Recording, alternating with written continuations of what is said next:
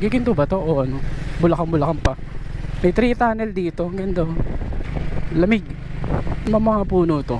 Parang ipil. Ipil tsaka ano ba yan? Hardwood tong kabila. Halong acacia. Baha. Putik. Tapos kaya tubig dito. Ay putik. Ang taas ang tubig. Tukod tayo dito. Flood control. Ano na? Ano natin? Obserbahan muna natin kung nakakatawid yung mga motor. Ayun, nakakatawid. Diretso tayo. Flood control project. Grabe. Uy, dagat. May dagat dito ah. Saan tayo dadaan?